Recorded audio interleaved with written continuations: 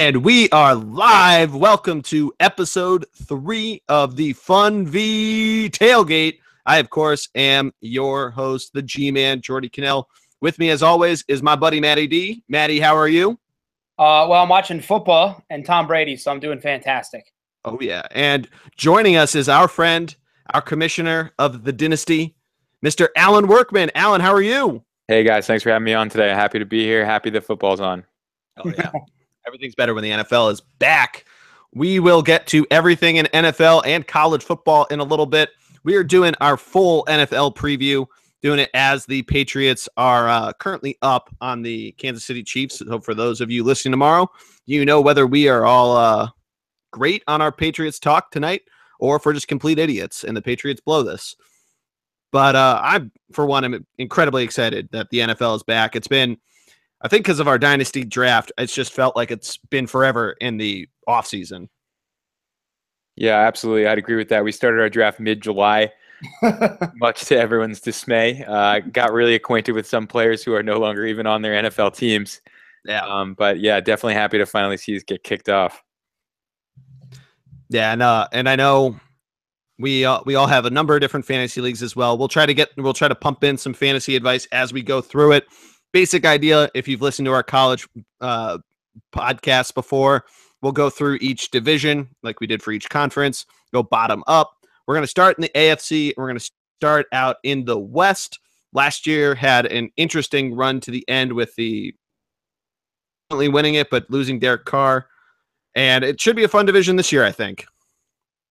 I mean, I would agree. It might be the deepest division in football that no one's talking about. Every team is a legitimate threat.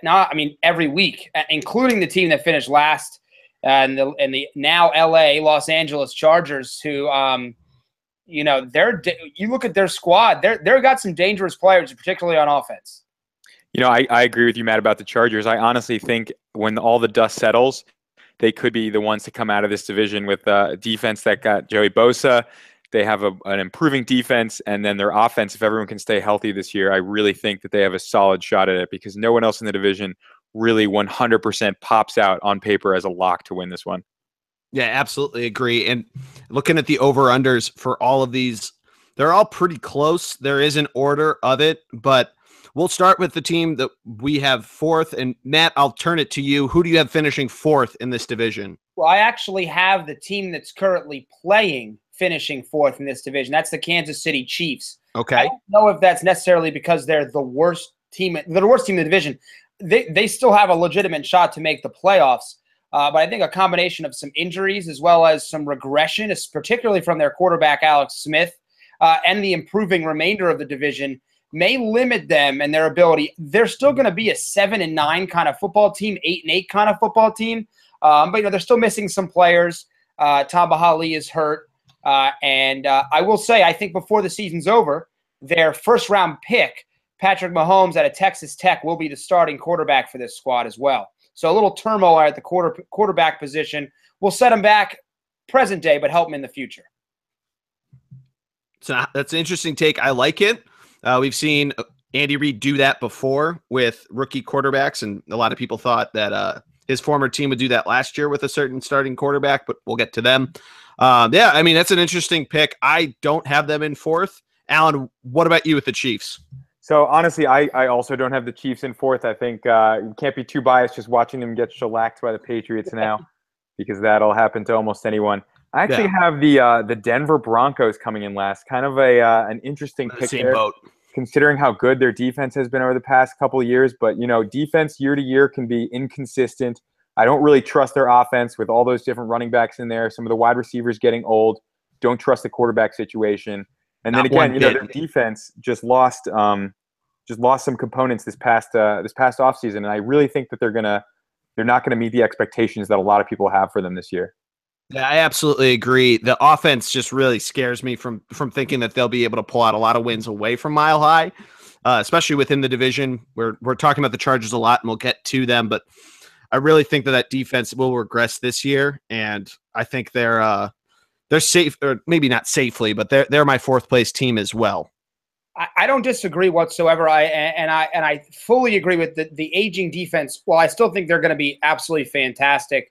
I think they're very similar to the Chiefs, right? I mean, they've got great defenses and a lack of offense. I just like the skill position players a little bit more for the Broncos. And so I think that's kind of where I'm going. Not a quarterback, don't get me wrong. Trevor Siemian certainly doesn't scare me. But Emmanuel Sanders, Demaryius Thomas, they're good for a play or two a game that can change it. That's why I think they finish just above the Chiefs in the division. Okay, yeah. So like a lot of our college conferences, we have them flip-flopped. Alan, I don't know about you with the Chiefs. Where do you have them finishing? So I actually have them finishing second. I have the Raiders third. I'm a little bit lower on the Raiders than I think most people are. I think Derek Carr maybe overstated how much of a step he took last year. And I think a lot of this is really going to depend on Amari Cooper making that third-year breakout at wide receiver step. See if he can get more touchdowns in here. But if he can't do that, they have an old running back in Marshawn Lynch who didn't look that great last time he was on the field. I think the defense is good, but they would need a lot of pieces to fall in place to really meet the high expectations that people have set for them this year. Yeah, That's not a bad. Go ahead, Jordy. No, I was going to say that I could see that happening as well. I think that it'll be interesting to see how that defense plays, especially with everything that's going on in the background. You don't like to think that affects it, but sometimes it does with them. With them moving eventually. I'm a little higher on the Raiders. I really like Derek Carr. I really like Amari Cooper. But the running back game, you're absolutely right. That could make or break it. And we'll get to that with a couple other teams. If Marshawn Lynch doesn't look good, it'll be hard to open up some of that space for a Raiders team that had a good Latavius Murray last year. And, it'll be interesting to see if Marshawn can match that. Yeah, I mean, I certainly agree. Once again, I understand Alan's point that maybe we're anointing them too quickly. Are they already there? Are they the biggest challengers? I don't think they are. Some people were saying before kind of the offseason really got into full swing, they were the biggest challengers to the Patriots in the AFC. I don't believe that's the case any longer, but I have them winning the division, although I don't think their record will be as good as most people think. So, there's that as well. They're going to be a good team, though, and they've got some great skill position players. Again, kind of like the Chargers, I think their defense is a little overrated too. Yeah, I would agree. I don't think they do as well as everybody thinks they will. For a lot of the same reasons. But kind of on that point, one thing that we do want to get to, or that we do want to at least bring up, are the sort of the over-unders. We don't want to try to necessarily predict wins, partially because our math won't add up. But for two, we don't want to just run you through everybody's schedule. But we'll start with the Raiders on the over-unders. Vegas has them set at 10 wins flat. What do you think? Over, under 10? I'm definitely taking the under on that one. I think that they're going to end up under that. Last year they were 8-1 in one-score games, and they were 12-4. You get any regression from that, and you're going to be under 10 wins. And I really don't think they're going to make that much bigger of a leap. I like them right at 10 wins. I like 10-6 on the season, so I would say they will get to that number, spot on, and barely hanging on. And hopefully they get to 10 wins, but they still lose to the Eagles on Christmas. I like 10 wins. Yeah, I'm gonna go just under at 9. I think that you might find a little bit of trouble on the road. Christmas at the Birds is one of those. But yeah, I think 9 wins. Go with the under right there is the safe play. We'll look at the Chargers next. Actually, we didn't even talk about the Chargers. So Alan, it sounds like you have them in first.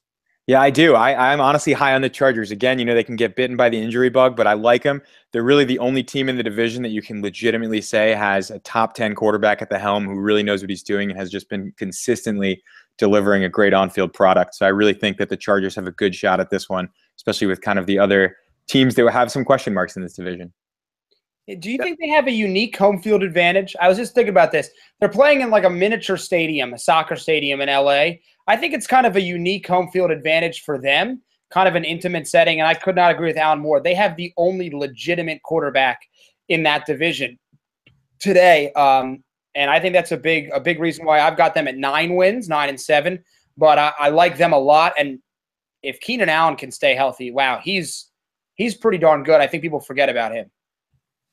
Yeah, I would agree with that. And Alan hit the nail right on the head with the injury bug. Phillip Rivers can do some Phillip Rivers-esque stuff. You know, the mid 2000s, late 2000s Phillip Rivers when we were in high school. They could easily hit that over of 7.5, and I'm gonna take that. I'll take them at 8-8 for me. But yeah, I think over 7.5 wins is a pretty easy pick for these lines that we're gonna be going through.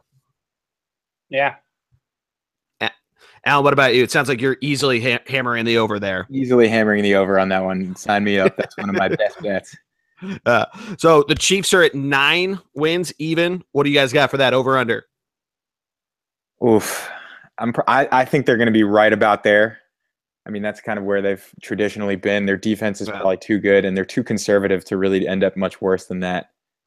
I would take just under. I'm going to go 8-8 at them as well. No, I've got them at 6-10 on the. I got them 6 wins. I think they're going to have some issues at the quarterback position, and I think they're just one of those teams that's kind of stuck in neutral. They're trying to do exactly what they did last season with the same cast. 12 wins last year, but it's the same group. So we'll see what happens. But maybe I shouldn't be betting against Andy Reid, I guess. Yeah, definitely regression there. And then so we got the Chargers, the Chiefs, the Raiders, and the final team in the divisions, the Denver Broncos, who they're at 8.5 wins. I'm going to go under there. I think they go, I'm going to say 6-10. They could go 7-9, but I think that under is a pretty easy bet. I'm also on board with the under, also right around the same exact win total. Probably 7-9 just because that defense is good. But again, that might end up being last in that division. Yeah. I'll say just under. I'll say at 8-8. This whole division is gonna be pretty stacked up, but they've got 8 returning starters on defense. They've grabbed a couple of guys, a new guy in the offensive line. I don't know. I think there's enough magic there for one more year. Although I think this is kind of the end. They're wasting a great defense there. 8-8 is my pick. Yeah, that's not a bad choice at all. But let's move on to the AFC South. I feel like this division is my favorite division to talk about. All right, Alan, lead us off. What do you got for them? Okay, so finishing in last, I mean, I really think the Colts are going to end up at the bottom of this division. Yeah, who knows when Luck's coming back? I mean, I think that people tend to give them the benefit of the doubt because they have a good quarterback, but they really have almost no other pieces in place. No, I absolutely agree. I find it kind of crazy that, on a fantasy note, that a lot of their players always get really high projections at the beginning of the year, which kind of just show into some of the BS that projections can be.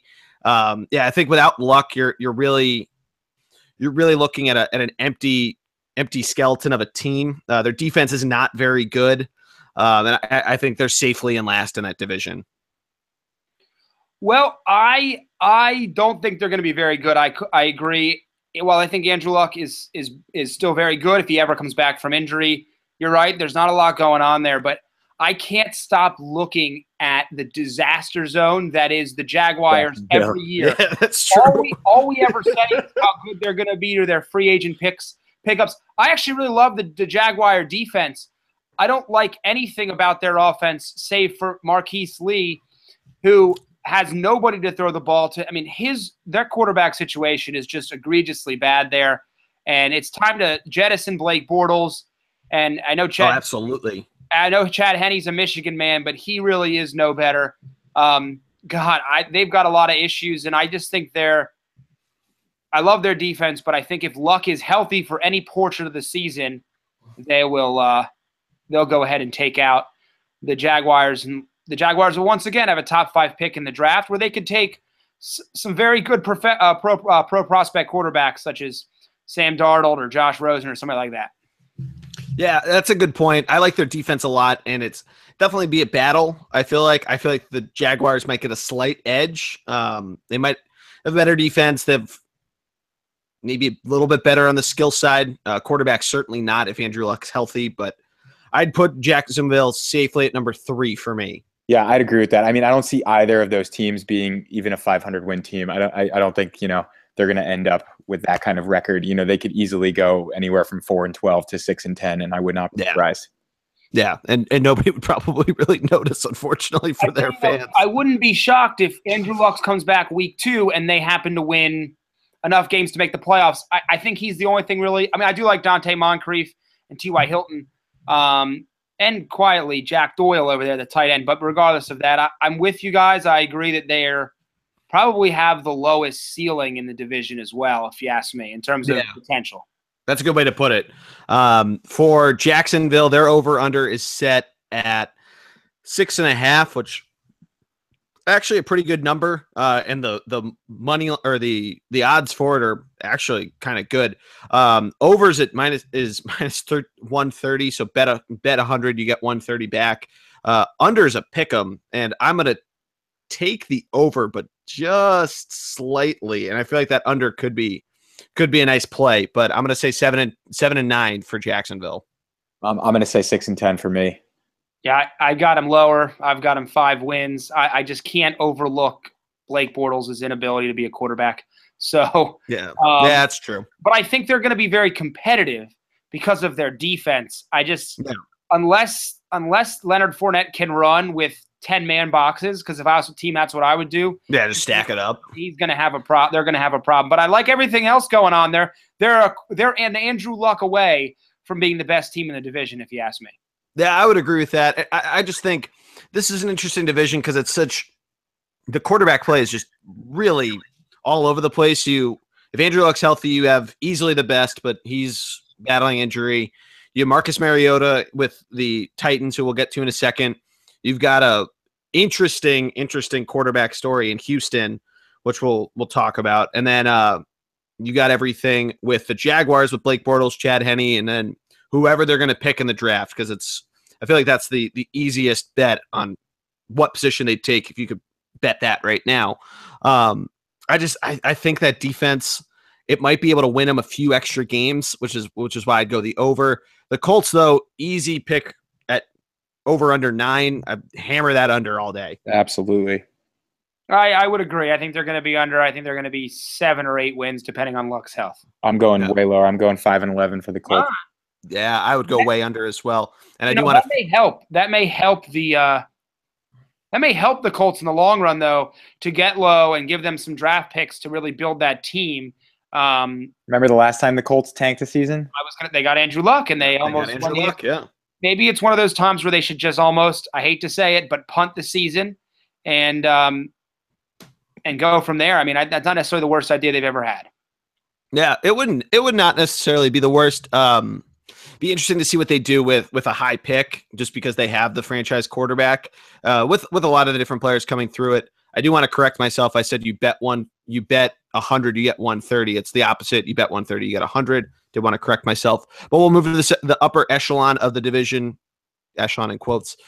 Who do you guys got in second place in the South? I got the Texans in the South at second place. Wow, I love it. Big. Okay. I love it.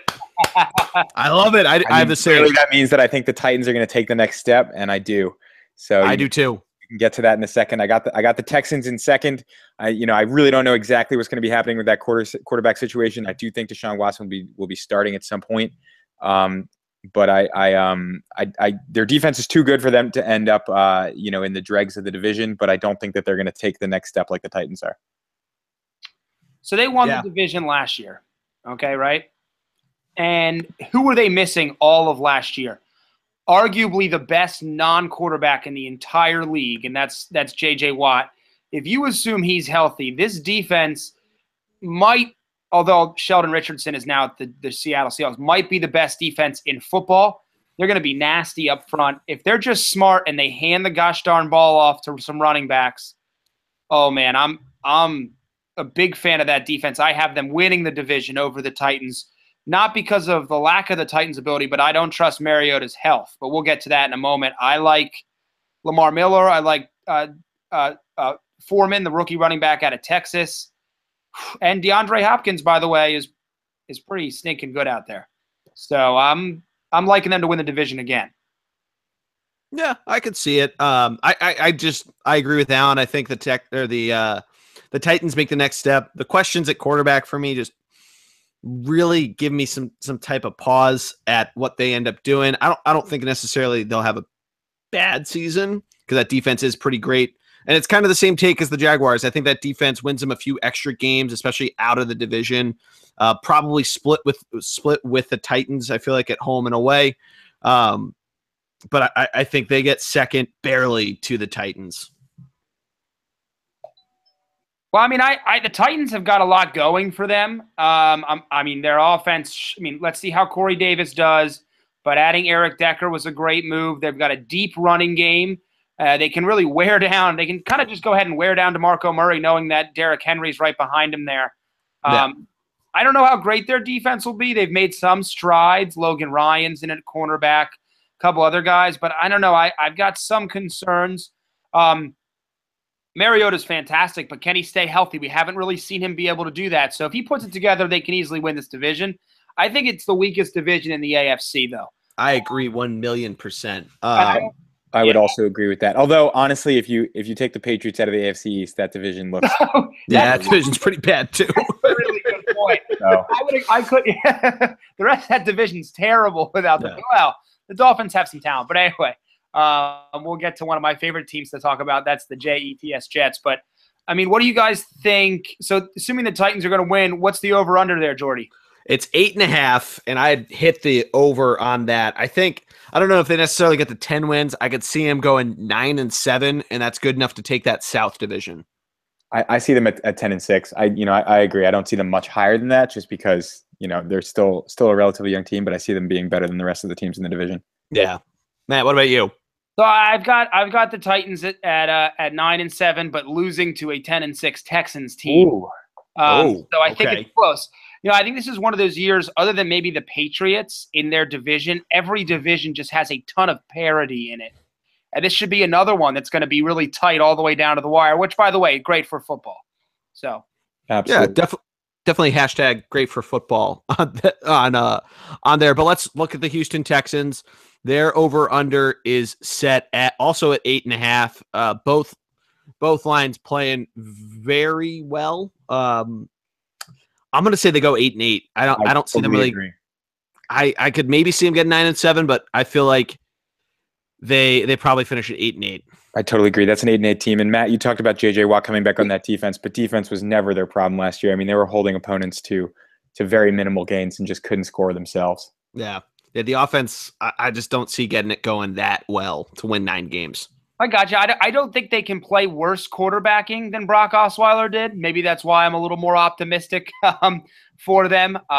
So I don't love Tom Savage. I'm not a huge Deshaun Watson guy, but I don't think they can physically be as bad as Brock Osweiler was. We'll see, though, and I'm with you guys. To me, the Titans are really the upswing member of that division right now, who I think you got to love their trajectory. Yeah, absolutely. One thing we didn't mention as well, we alluded to it with the AFC West, but the AFC South plays the NFC West this year, which is something that you don't really think about entirely with strength of schedule, but that does certainly affect it with a pretty good NFC West, which we'll get to in a bit. So that could also help push down some of those numbers. Yeah. No, I'm with you there. I mean, the Colts have the weakest strength of schedule. The weakest strength of schedule. They have the easiest schedule, obviously pulling from last year's numbers, but they have the easiest schedule going in. Yeah, absolutely. And part of that comes from coming in fourth place in the equation that the NFL pulls out. But we'll look at the Colts. They're 9 over under, and no, we went through that. But let's move on. Let's move to the NFC or the AFC North. Once again, going to be a very tough, and I say that just in the fact of the reputation and swagger that those teams carry division. But Matt, why don't you kick us off with the North? There may not be an easier division to pick the worst team. It's got to be the Cleveland. I'd argue the next division we go to, but yes, I agree. The Cleveland Browns at 4th. All right. Well, I would argue the Cleveland Browns, mostly because the 3 teams above them have had recent playoff success. Yep. Long track history. We hear the news this week. Myles Garrett, their first round pick, is going to be out for the first couple games of the season. And so right away, just another shot to a fan base that I just feel bad for a lot. I actually like starting Deshaun Kaiser. I like their quarterbacks in terms of potential. So why not start the young guy?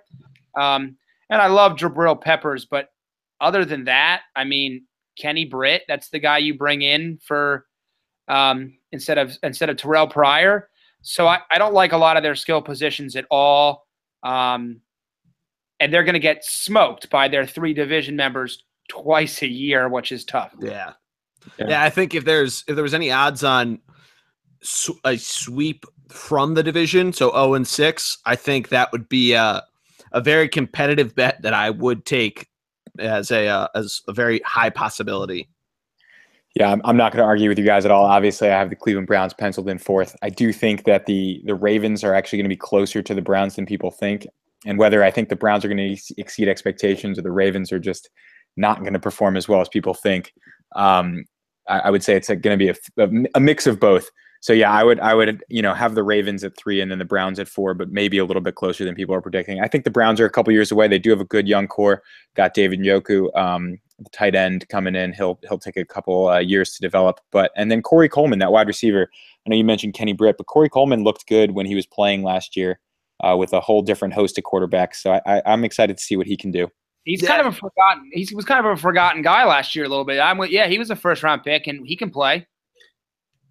Yeah, I agree. It'll be interesting to see if Deshaun and Corey get a nice little groove going. And like Alan said, if that young team kind of moves along together where they could be in a couple of years. I agree with Baltimore at number 3. I don't think they're that close to Cleveland, but I certainly would have them 3rd in the division. What about you, Matt? I'm actually far more bullish on the on the Ravens, the Baltimore Ravens this year than I was before. I like a lot of the guys they've got. I don't have them winning the division, but I do have them actually in 2nd over another team. They've got Marshall Yanda back. They've got a decent offensive line. I think Joe Flacco is going to be fine, in my opinion. Yeah, he should be. I like Mike Wallace and Brashard Perryman a lot there, but it's more so kind of their defense. I'm a big C.J. Mosley guy. I like some of the pieces they've added there. And I think it's one of those seasons where they're going to beat up on a team that I think is going to struggle a lot more than people think. They're always a tough fight. I got to say that. Not sure they're a playoff team, but I think they're going to be a tough fight. Yeah, I would agree. At least on a tough fight. I think they're very close to the team that I'm guessing you have in 3rd, and that I'm going to assume Alan also has them in 2nd in the Bengals. But there's a lot of question marks for me on that offense. There's a lot of the guys you named a little older. I do like Terrence West a lot at running back for them. I think he'll do just fine with it. Their defense should be pretty good. I just think they get edged out just ever so slightly by the Cincinnati Bengals. Yep, I'd agree with that. I got the Bengals in 2nd. I think the Bengals kind of are still, despite the talent that they may have on various parts of the team, they're still somewhat dysfunctional. And with Perfect on the defense getting suspended, and they don't really seem to know what they're doing at running back with Jeremy Hill, Giovanni Bernard, and Joe Mixon, despite a lot of evidence that each of these backs has pretty distinct talents, with Mixon, in my opinion, being the most overall talented of the 3 of them. With a healthy AJ Green, though, and Andy Dalton chucking the football, I think Andy Dalton's been a little bit underrated. If they can keep a lot of people healthy, I think they could surprise. Again, I don't have them, for number 1 in the division, but I do think that they're going to be head and shoulders above the Ravens and Browns. Yeah, I would agree with that. I don't think you're going to see 2015 Bengals, pre-Andy Dalton thumb injury. I think you'll see them get close. I think you keep a couple of those guys healthy. If they figure out how to get Joe Mixon the majority of the touches at running back and kind of figure out how to mix in Jeremy Hill and Gio Bernard, I think you'll find that might be the perfect mix for them. I don't think they're close to the Steelers in terms of battling for the division, but I think they might be close towards the wild card. I got to tell you, I'm worried about, and I mean, AJ Green is a beast. I think he's going to have a massive season again, even with his injuries last year. I know Tyler Eifert's back, but he's a mess. He's a step away from breaking himself, which is a shame because he's got as much skill as I wouldn't say Gronk, but Travis Kelce, couple other those big time guys. Yeah, like second tier tight end. I'm really worried about the Bengals offensive line. They lose Andrew Whitworth. Kevin Zietler goes over to the Browns. They're going to have Jake Fisher at right tackle. Cedric, and I think it's Ogabi. Yeah, Ojibushi. I'm sorry, I don't even right. Well, he struggled last year, and they're going to move him to the left side of the line. I'm very worried about the offensive line, and Alan, I'm agreeing. Your point about this running back, there's just too many guys to get the touches you want, and they're actually all probably good enough, if not starting, to be near starters. Though I'm not a Jeremy Hill guy, I'm more of a Bernard guy. So I think it's best if they just put Joe Mixon in there and run him. Yeah, I agree. So we'll see what happens, but I got some questions there. I don't know if I love Andy Dalton as much as you guys do. I haven't seen it, and he's never had a really big playoff or clutch moment in my mind to really put him in that echelon of being good enough to win a division against we'll talk about the next team that I think we all have in first place. Is that right? Yep. Pittsburgh. Easily Pittsburgh. An abundance of talent. Oh my God, their offense so much. Holy fuck. Wild. Oh my God. Getting Martavis Bryant back. This is like the first full season first season that's suspended. Where Le'Veon Bell's not suspended or injured or anything, to start the season. He's arguably, the most talented back in the league. And you have, two easy top 10 wide receivers in terms of when we see in their on-field product. That is just a wealth. And TJ Watt looking good on the defense as well. I really think that they could be making some huge moves this year. Yeah, I agree. I think that defense will be pretty great.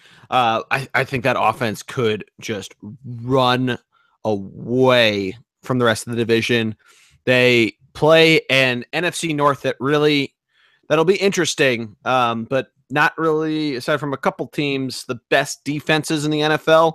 I think that this team could easily run off to double-digit wins. We'll get to the over-under in a second, but I think that they'll have a pretty exciting season for the fans in Pittsburgh. And there's a couple guys that they've added. You mentioned TJ Watt. You mentioned a few other rookies. That I think could really do some damage. And let me give you a name of a guy that maybe they went ahead and they made a move. They got Vance McDonald from the 49ers, who's kind of been a tight end stuck over there for quite some time. He's a pretty darn good player. And watch out for him with all the offensive weapons elsewhere to kind of make a little bit of noise, which would be great. So they've got to win the division, right? I don't think it's close. And I think easily win the division. I think they're the Patriots' biggest threat, although – I think so too, and I think the big thing for them that they have going to be a Patriot, potential Patriot killer, is that secondary is, I think, really good. Adding Joe Hayden adds depth to it, which is just fantastic that you need on defense, and I'm pretty bullish on that. If not everything on Pittsburgh, but that defense I really like. I'd agree with that. Yep, they're locks to win this division. Oh yeah, I think Big Ben he struggles on the road a little bit more than people think, and I'm worried about if he's had some injury issues. So what can he bring to the table? I mean, we'll see. And I still really like them though as the Patriots' biggest threat. And I'm with you. TJ Watt looks. You don't just waltz in and take James Harrison's job, and he did it. That's pretty impressive. Yeah, he looks phenomenal. Yeah, he does. So let's go through the over-unders. Yeah, let's go through them. Cleveland 5.0. What do you got? Easy under on that. I agree. Under as well. I think they're at 3 or 4 wins. Yeah, better than one win. Better than one win, but 3 or 4 seems like a good number. Yeah, I'd say 3. I'd say they get swept in the division, maybe pull one out in the cross to the NFC, but 3. Bengals 8.5. I think the Bengals are a 9-7 team. I don't think they're an 11-win team, but I think that they have enough talent to eke out 9 wins and maybe steal a wild card in this in the AFC. Yeah, I'm gonna agree with that. 9-7. I get some pause, but I'm gonna go 9-7 for them. Yeah, I'm a little less than that. I would say I'm lower, so I'm under there. Probably 7 wins for me for them. Okay, all right. Baltimore 8 flat. Under for me. Under for me as well. I'm over just barely with 9. I'm over. Okay. All right. And then the Pittsburgh Steelers are coming in at an over-under of 10.5. I'm going to go over. Yeah, that's a tough over under because 11 wins is tough to predict from any team. Yeah. But if you look at the rest of the AFC, there's gonna be a lot of parity. I don't think it's gonna be that hard for them to get a little bit above the fray that's kind of going on beneath them. Yeah, I agree. Matt, what about you? I would actually say, because I think the Bengals and Ravens play them very tough, and they're always due for that one game where like somehow Le'Veon Bell and Antonio Brown struggle together, which doesn't make any sense. I think they're going to be right around that. I'm going to have them at 10-6. Okay. All right. But then there's also that one game where both Le'Veon Bell and Antonio Brown both go off and just murder everyone. I love that. I love that for my fantasy teams because I having one of them. Not this year, but I normally do. Last year, Le'Veon took me the championship. But I mean, let's move on to the division. Most people do it. Go ahead. I was going to say most people do, and if you somehow get both, which I feel like is nearly impossible, you can just go. Right. You can just leave. Yeah, that would be nice. You could do that. Let me know what league you're in. I'd like to be in that. Yeah, exactly. Who did you have to trade to get to get another top 5 pick in your fantasy league?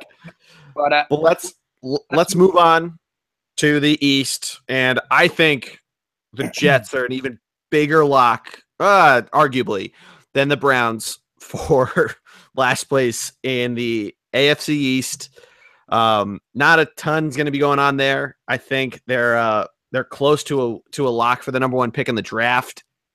Not really a lot going on at quarterback. A decent defense, but that run game will be okay. But the rest of it's not good, and it'll be tough to squeak out some wins, especially when you got to play the Pats twice. And I think it's a pretty easy lock at 4. This is by far the least talented team in the NFL, and honestly, the least talented team that I can remember. I agree. We have seen some teams go 0-16. I remember those Lions. Even when we didn't expect them to go 0-16, this is the first team that I would say I expect may not win any games. I know it's a rare occurrence, but right now you can get 10-1 odds on that. Yeah. I do have a pretty hot parlay. If you parlay Drew Brees winning the passing title, Julio Jones winning the receiving title, and the Jets going 0-16, you can get 100-1 odds. Ooh. If you drop $100 in that, you can be pocketing $10,000. So I'm calling that right here. Brees has won passing title 4 out of past 5 seasons. Julio won it 2 seasons ago. I don't think that's out of the question. Then you pair that with Jets going 0-16, you got yourself a great bet right there. Please let me be with you on game day week 17 so I can see this come to fruition. Holy shit. Well, yeah. I don't like the Jets a lot, and their offense is gonna be just honestly, they're gonna be terrible. But I like their defense enough. They've got to play the Bills and the Dolphins twice. I think they can get a win against one of those teams who are going to have issues as well. So, and I like Todd Bowles, who I think is getting a raw deal. So I'm super down on them as well.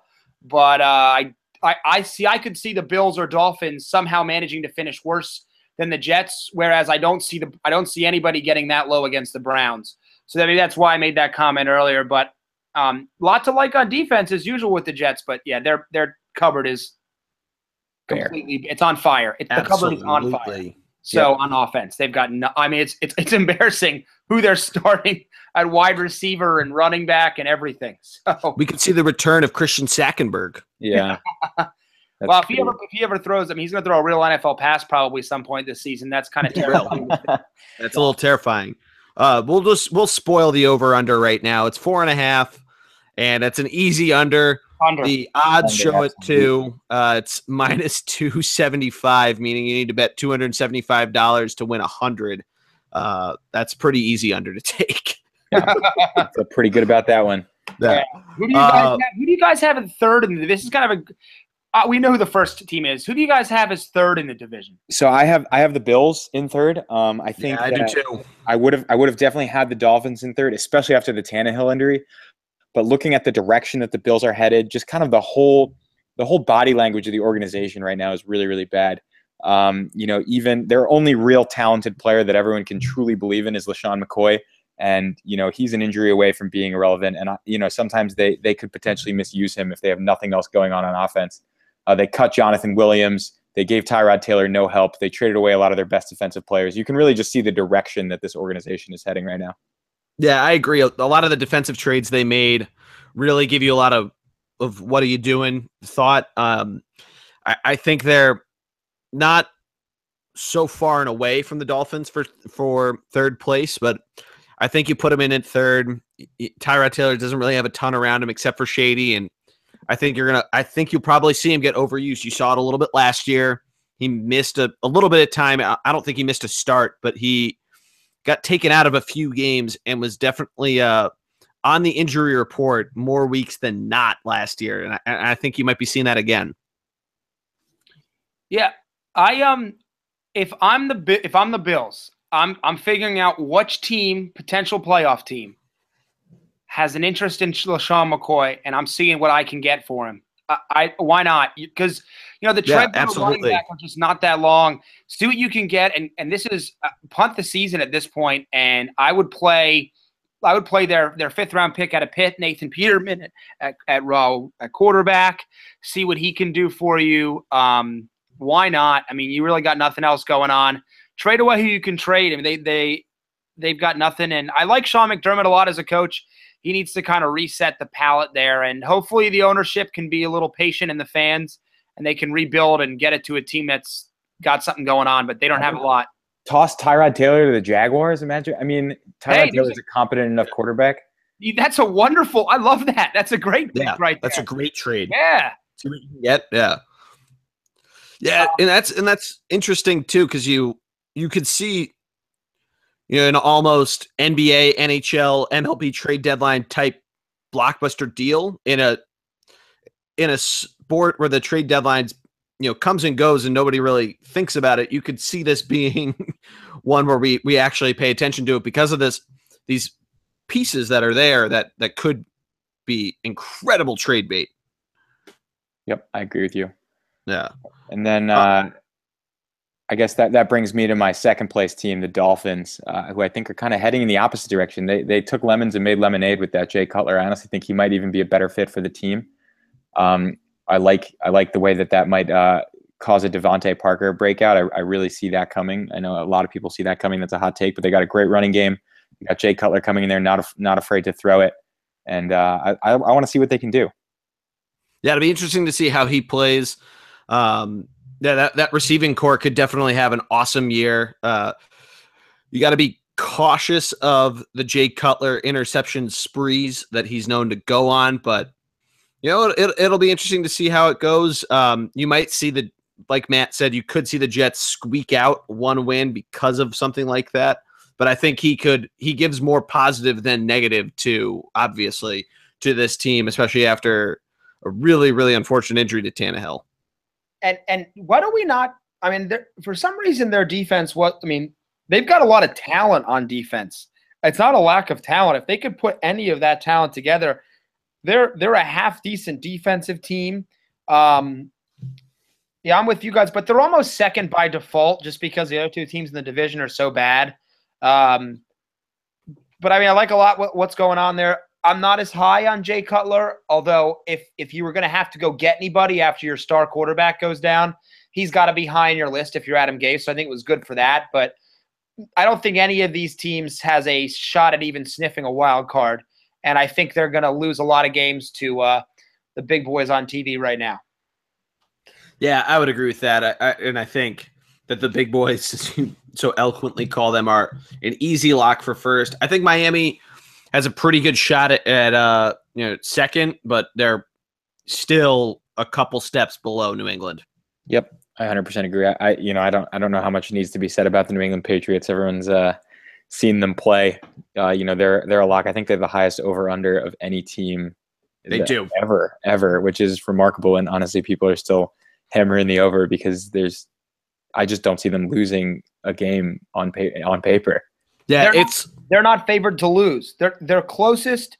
They play this at the Steelers in December, and their chances of winning is 50.7%. I think the Steelers or Broncos will steal a game from them, and then that might be the only game that they drop. So, by the way, and I want to point that out, I was just looking at this. If the Steelers or Broncos or maybe the Raiders, somebody takes them for a loss, who did they play last week of the season? That's right, they played the New York Jets. So I could imagine them benching their entire starting roster because they've already clinched the #1 overall seed for 2 weeks. And a 2-week bye, basically. And that's how the Jets would go ahead and sneak in there and get their win to lose that parlay for you, Alan. I just wanted to point that out. Oh God, that would be a devastating. I sincerely think that the Patriots backups could handle the Jets pretty easily.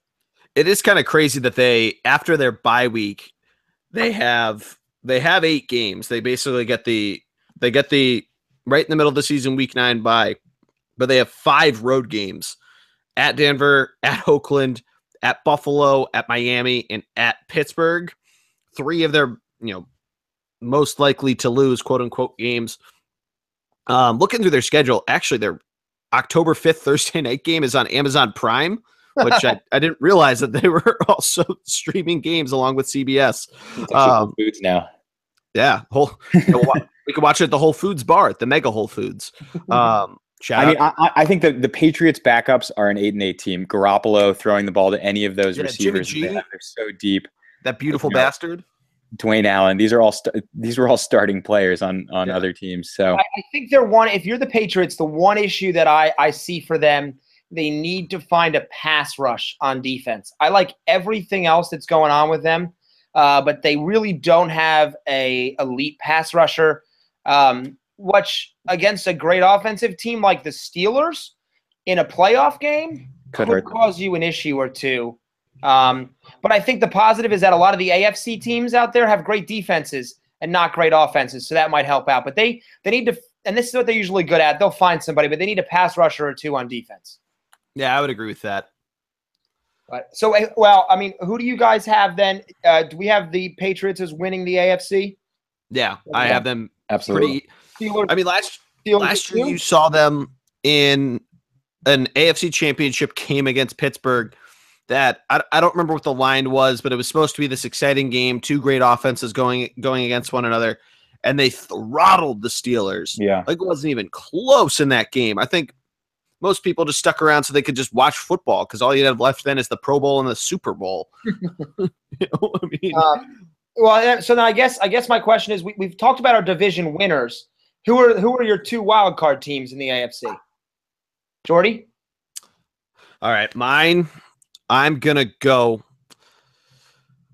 say my 6th team is tough. I'm gonna go with the Bengals, and I think I'm gonna go with the Chargers as my 6th. Okay. I got Bengals in 5th, and then I have the Chiefs actually as the 6th wild card. And okay. Raiders missing the playoffs. Oh, nice. I've got both. I've got Titans because I got the Texans winning the division, and I'm gonna have to go with the Chargers in the West. And I think that's a shame because you're gonna lose a couple good AFC North teams there, but that's how it works. Yep. Yeah. I mean, it's really a 1-team race though in the AFC. Yeah. Really with the Pats.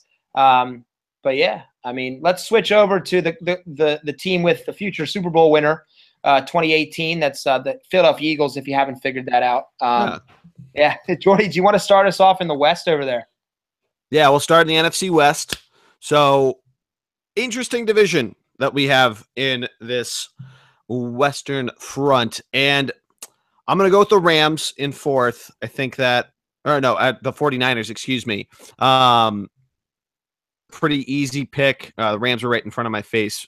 That's why I had that little brain fart. But I think it's a pretty easy pick. They might be a little better than last year. No Chip Kelly. They replaced him with Kyle Shanahan coming from Atlanta. But I think it's pretty easy lock for 4th place. Yep, I'm on board with the Niners. I think the Rams might give them a run for the money, but I'm on board with the Niners being in last place. I don't think they have all the pieces in place. I do think they have, some young guys who will get better. I see a brighter future for them than some other teams like the Jets. Well, I mean, I don't think they're gonna have any shot at winning division. I actually think they're gonna battle more than people think. Since I'm not a Jared Goff believer whatsoever. Brian Hoyer's gonna just give you a win or 2 out of just pure muster, I guess. I don't even know how to describe it. I like Kyle Shanahan a lot. I also like what they've done. Their offensive line is pretty intact. Also, their defense. You've had Reuben Foster. Solomon Thomas is out there as well. Their defense is good enough. I think they actually are better than the Rams. I don't like the Rams at all this year.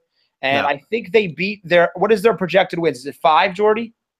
Their over-under for the Niners is 5. Rams is 5.5. I've got them at 5 for the Niners. I don't know where you guys fall on that, under or over. I would go just I might push that. I'm gonna go with 4-12 for the Niners. Yeah, I was about to say because the Rams is 5.5, and I think the Rams got him in LA. I would say that in the Coliseum, and I don't know about it at Levi's Stadium. If LA can show up there, they have a pretty good D. I might give them the edge there and give LA 5 wins, San Francisco 4. I'm right there with you, Jordy. Yeah. I got to tell you, I'm really worried about the Rams. Aaron Donald may not be here week 1 due to his holdout. But they're playing the Colts week 1. They should walk all over the place. I know, but do you realize they literally basically signed the starting wide receivers for the Bills, Robert Woods and Sammy Watkins, who I don't think will ever be healthy. I find that amazing. I think Todd Gurley is uber talented. I don't like the offensive line. I got to say, I don't like this team. I don't think they've gone forward whatsoever. And you bring in a super young head coach who on a lot of teams I'd really like, but I don't like it on a team that seems to lack a little bit of discipline. And so I've got them at 4. I've got them at 4 wins this year. Okay. All right. Do you By the think way, Aaron Donald might be the best defender in football, and that's how bad his team is. So true. Do you think Goff matures and develops any more? Do you think last year it was sort of peak Goff? He can't be as bad as he was, right? And he also he can't be. And he had some abysmal targets. So I think he's a little better. I just think that the defense is going to take a step back. And so definitely worried there for a lot of different ways for them. And they don't need a quarterback yet. I think you can go one more year and see if Goff can figure it out. But I would agree with that. They need somebody to like kind of get in there and grab somebody by the shoulder pads and shake them a little bit and say, hey, let's figure this thing out. And where's the discipline for a team? So but we'll see. I mean, I don't dislike either of those teams' futures. I just don't like them at all in the next year or two. I think what LA could do, especially since you have Jared Goff in this rookie contract level, that you could go out, try to buy some offensive linemen around him and see if that works. Because we've seen it work very well with young quarterbacks. Yeah. And see if he, with some older wide receiver talent that he has, if he can lock them up for maybe a year or two. Maybe they have a nice year, obviously not this year, but in the future, and kind of see what you got there. I think you got it at least this year in 2018 of them. But you definitely don't want to see you wasting as many picks as you did for 3 years of a bust. But I guess the sunk cost at some point has to sit in. Yeah. So I guess now we're moving up above really the bottom feeders there. Do you guys think – I think we all probably have the same second-place team unless someone's got a really hot take. No, I think we're all safe with Arizona at number 2. Yeah, I'm safe with Arizona at number 2. However, I think that Arizona is going to resemble a little bit closer to their 2015 selves than their 2016 selves. Okay. I was going to say they've got a ton of talent. That defense is really good. They've got some pass rushers. They've got some great cover guys. I don't like Carson Palmer, but they've got enough offensive, and they've got David Johnson, arguably 1A or 1B in terms of running backs in the NFL. So Le'Veon Bell, I totally agree. I think they have enough weapons to make things happen. I really think Fitzgerald still has something left in the tank, at least early season. John Brown may have gotten over those sickle cell issues. He looks great in the preseason, so he might be that guy who takes the next step. And then as long as Carson Palmer can just be good enough, I mean, he's healthy, head and shoulders above Goff or Hoyer or other, at least in terms of his pedigree. I know he's old, but I just trust him a lot more than a lot of the other guys in that division. Right, and their pass rush. They drafted Hassan Reddick this year. They've got Marcus Golden, Chandler Jones. They've got some great pass rush to go along with probably the best corner in the NFL in Patrick Peterson. So I think the problem is Carson Palmer is going to struggle against Seattle, who we're going to get to in a second. But do you think are they better than their 7-8-1 record last year in your minds? I do. I absolutely think so. Okay. I also agree with that. I have them penciled in as a better team than that, and what we can go through when we do the over-unders. But I think they could surprise a lot of people. I think so. Yeah, it's not bad at all. I think they get close, and we'll get to the wild cards for that. But it sounds like we all safely have Seattle at the top spot, and I believe just running through these, I think they have the highest over under in terms of NFC teams at 10.5. We'll get to that in a little bit, but yeah, I think Seattle have a nice. Above them? What was that? Packers aren't above them. Let's run. I don't think. I think because of the division. Yeah, they are. Packers are 10. I was going to say the division for Seattle probably drops them below. Yeah. Packers are at 10. Seattle's at 10.5. I think Seattle have a nice year. They definitely have a lot of excitement around the team. The defense, as always, looks pretty sharp. I was going to mention when you were talking about the Chargers. Sharp. They added Sheldon Richardson. Oh my God. Yeah. I'd be terrified to go to Seattle and have to play that defense. Well, we'll get to experience that once again in a couple weeks. But I think that the Seahawks are no doubt going to be good, and I certainly have them penciled in for number one in this division. The one thing I'm worried about is their offensive line.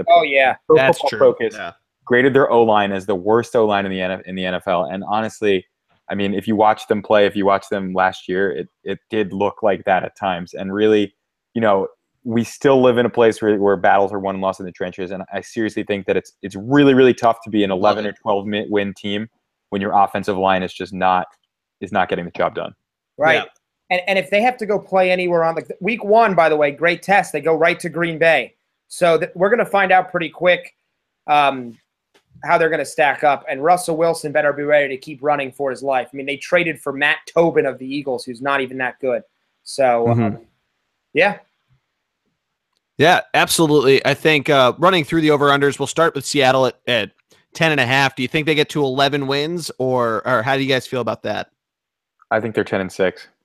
Yeah, I would agree with that. I think 10-6 is a safe number. They could bump up to 11, but I think 10-6 is the safe bet for them. I've got them 11, maybe even 12 wins. I think they have the best defense in football. Earl Thomas is back from injury. You add Sheldon Richardson up front. I think the defense alone is going to win them 9 games. I think Russell Wilson is good enough to get 2 more. I've got them easily over 10, and I think they're I don't think they're going to win, by the way, but I think they're the best regular season team in the NFC. Okay. I could see that. Yeah. Let's look at then the Arizona Cardinals, who I think this is a pretty easy one. 8.5. I have them at 9-7. Yep, I have them right at 9-7. Yeah. I have them over 2, and I think they're going to be like maybe once in a while late in the season, kind of nipping at Seattle's heels possibly. They actually played them they played them the last week of the season, but I think the division will be wrapped up before then. But they've got a lot of winnable games too. They play the Jaguars, the Rams, so they're going to have some games they can clean up on at some point in the season, which is great. Yep. Yeah, that's a nice point. We brought it up when we were talking about the AFC South. The fact that the NFC West gets to play them is definitely a huge advantage at their part, and I think that could inflate some of the wins. But yeah. No, definitely going to be a nice little season for them. Yep, I totally agree with that. I think that's right where they come in. And then we talked about the Rams. I think, Jordy, you had them at 5, same as me, and then I had the 49ers at 4. Yeah. So bad. Yeah, LA is actually we said 5.5. We have them under, and then in San Francisco is 5 on the dot. And it sounds like we're all 3 of us are taking the under rather. But let's move. It, right? Matt, you stuck with 5 wins for? You pushing? But for the 49ers, I've pushed them, and I think they're going to get to 5 wins. Okay. I think the Rams are going to be worse. All right, so let's move on to the South. I think this is one of the most intriguing divisions in football. It's going to be, I think, a really fun race to watch. Matt, we're going to kick it to you. Who do you got in 4th place here?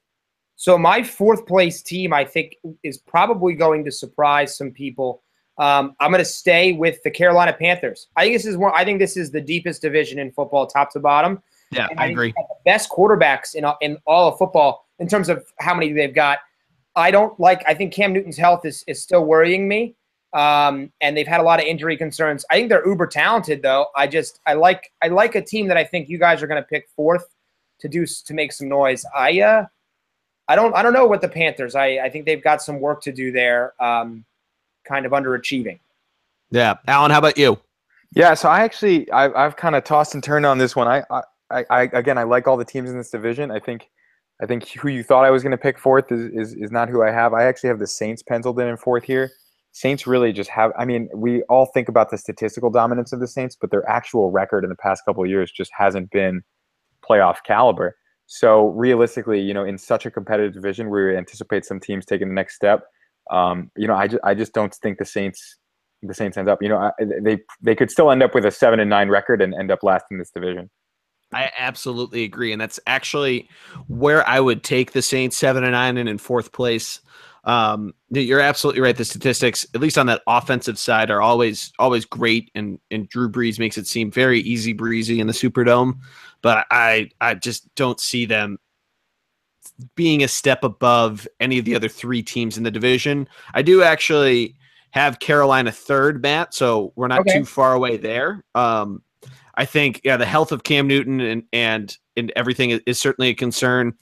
It'd be interesting to see how Christian McCaffrey fits in and how he looks in live, regular season snaps rather than just the preseason. But I think Carolina, for me at least, it'll be a close race. I think they'll probably be right around 8-8, maybe 7-9. But I think they're a third place team for me. Well, I got to say, I wasn't going to spoil it too quick. This is my biggest jump. This division hasn't had a repeat winner in like a number of years. We're going on. That's a long time. Right. I actually have the Saints winning the whole division. Oh, wow. Okay. I don't like Carolina. We talked about that. I don't dislike the other two teams, although I think we'll get to the Falcons and the Bucs here. But Drew Brees is arguably a top 5, if not a top 3 quarterback still in this league. We forget how good he's been because of how Tom Brady has won Super Bowls, and he's fantastically good. They signed Adrian Peterson. I don't know why people, you two, but I don't know why people forget about how good he was before he was suspended and then kind of injured.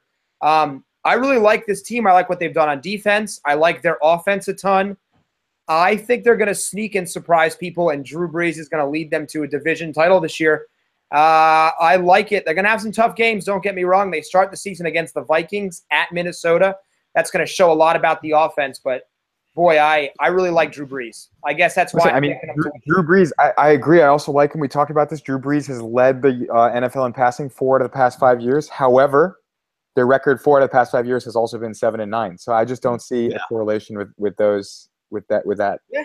No, look, I get it. I guess I just like enough of the jump that their defense is going to take with a few additions, Marcus Lattimore being one. And I really like the guy that I wanted the Eagles to get was Alvin Kamara, the rookie out of Tennessee. I really like him. Yeah, I don't know. We'll see. And they added Ted Ginn. I want you to watch him as a player to kind of open that up a little bit more. It could be really good for them. And not have the ball demands that a Brandon Cooks had when he was there. So, absolutely. I agree. It's actually – this is very, very interesting. I don't want to spoil anything, but Matt, your fourth place finish of Carolina is who I have in first. So that really speaks to the parity of this division. I was going to say, I can totally see them winning the division because of how talented they are, right? But that's great. I mean, that's what makes the NFL great. We swapped fourth and first in this division, which is fantastic. So kind of on that same note, the Falcons that one year when they got close to winning the NFC, the next year when Carolina won when Cam Newton won their first division title, the Falcons finished nearly dead last in the NFL. This division always has been sort of that topsy-turvy spin cycle. You hear about it sometimes of the worst to first that we've seen in the NFC East, but this division has definitely spun much more so in terms of who's been where in terms of placement. Yeah. And speaking of the Falcons, I mean, I think, this is going to be the season when we see if this Falcon season was more like the Baltimore Ravens season the time they won that Super Bowl, or more like a consistent championship team where you can see Matt Ryan kind of keeping his play elevated at that point. Because prior to last year, Matt Ryan was, almost like a Joe Flacco quarterback. I would say he's a little bit better than Joe Flacco objectively, but, Joe Flacco had that one season. Matt Ryan's now had that one season. I don't necessarily know if we're going to see the continuity. Yeah, I think he still does decently well. I think that it worries me a little bit with Atlanta. I have them and I'll spoil mine now. I have them in second. I think it's just there's something off that I think there. I think there's going to be a little bit of a Super Bowl hangover knocking on the door of the playoffs, but I think Atlanta does take a small step back. I mean, every play that Kyle Shanahan called last year seemed to work. I actually think their offense takes a step back while their defense takes a step forward. Julio Jones, while he may be the most talented wide receiver in the NFL, still is super injury prone. Yep. I'm concerned about the offense. They feel a lot like the Panthers last year. They come in just coming off a Super Bowl loss. Everyone expects the same thing, and yet they're going to take a step back. But a lot of that's because of the division. They just can't be as efficient and good as they were last year. And Kyle Shanahan, by the way, isn't there anymore. He's the coach of the 49ers. I think that hurts them as well. And the schedule that you have to play, being an amazing team, next year they give you a harder schedule. You play tougher teams. It's hard to live up to. So I also have the Falcons in second, I think they are on the cusp of the playoffs, like you guys have been saying. They're still a super dangerous team because anytime you line up Julio Jones on the outside, I mean, good luck. Yeah, absolutely. And I think, their offense will definitely still be there. I think you're absolutely right. It takes a step back. I don't know if their defense takes that step forward, though. Something's a little bit off for me. Gotcha. Well, remember, they do bring back Trufant, the great corner for them. But I'm with you. I mean, that's true. Yeah. I mean, now, so where do you guys – that's interesting. Where do you guys have the Buccaneers then? Jordy, I think me and Alan have the Bucs.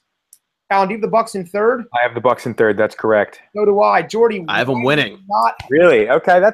Listen, again, that's why. That's right. When he watches a little Hard Knocks, he gets caught up with the hype. We understand, Jordy. It's not a big deal. So I've actually missed Hard Knocks this year. I've seen bits and pieces. I just think they made so many great additions around Jameis Winston. I think he makes that next step. I think some of the pieces that they add to kind of give Mike Evans a little bit of diversity around him, adding Deshaun Jackson, and this was a point you made, Matt, when the Eagles cut him. He gives that deep threat consistently, and I think that'll give enough teams enough of a step back to open it up for a few of their receivers. They have a great tight end core. That defense it won't be the best in the division. I don't think it'll still be pretty good, but I think that offense is enough to elevate them just ahead of Atlanta for the crown. Alan, why don't? And I guess I'll see if we have the same reasons here. Why don't you like them as much as Jordy does? I mean, they're still young. Jameis Winston tosses a lot of interceptions. Their running game is not entirely worked out. Yeah, I think Jeremy McNichols was cut. Everyone thought that he might be the guy to come in and kind of take over after Doug Martin. So it's clear they don't have that entirely worked out. I just don't think that the team's going to put it all together in 1 year like everyone thinks. Granted, I think they're going to be very competitive in a competitive division, but to take over experienced teams like the Falcons and Panthers, who have both been to the Super Bowl in the past 2 years, makes this a pretty difficult proposition. Yeah, I mean, their kicking can't be any worse than it was last year. I can tell you that much. They're going to be a little better. I'm with you. The interceptions, and Jameis needs to cut those down.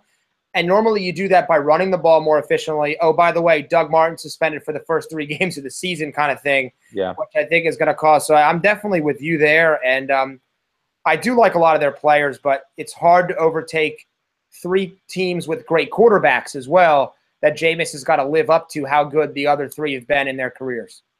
That's very true. Yeah, it could easily go topsy-turvy on my pick. But like you guys have been saying, that's what makes the NFL fun. It's what makes this division a ton of fun. Let's run through the over-unders. Let's start with Atlanta. They're at 9.5.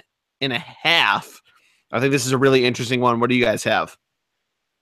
Oh, man, if I would not bet on this one, I really think they're going to get 9 or 10 wins. If I could abstain from betting on any of those, this would be the one that I would pick because I think they're going to be right there at the 9-10 cusp. Yeah, go ahead, Jordy. I was going to say I think they're just under. I think they're at 9-7, and I think they get edged out by Tampa Bay at 9-7, but with head-to-head wins and whatnot. Yeah, I get you there. I think I like 9, so I guess technically I've got to take the under. That's kind of where I would go with that. I think it's a good line there. That nine wins. Yeah, it's definitely the one. If looking at any of these, I think aside from hilariously San Francisco, they're ones that we haven't easily been able to hammer under or over.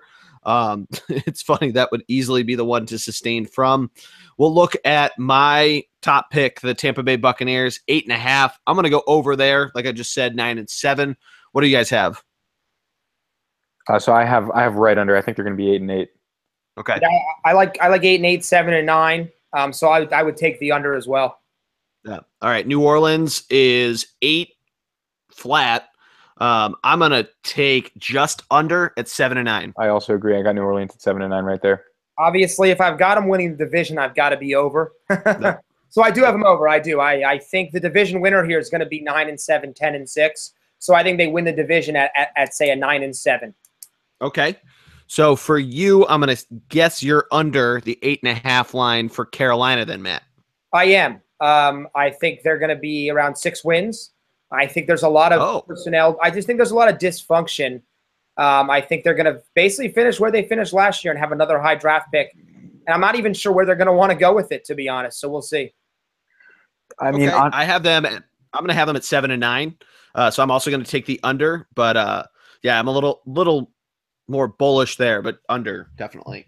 So I take the over. I think they're actually going to get to 10 wins. I think that they're playing a last place schedule, which can't that can't be understated. Last year they were playing a first place schedule coming off that very successful year. And I think the talent is also there. They just couldn't quite put everything together last year. I think that's they're there for them this year. I think the addition of McCaffrey pushes them over the edge and gives them that extra weapon. And I think they go 10-6. Okay. Yeah. All right. Yeah. All right. Well, moving on to the North, we come to a division that I think brings in a lot of question marks, I would say, for a number of these teams. Alan, we'll kick it to you. Who do you got in fourth? And I think it's a pretty easy pick, but you got the Chicago Bears. They have stuff in place for the future. I think Trubisky's looked good in preseason. I didn't totally love him coming out of college, but I can see why they took him.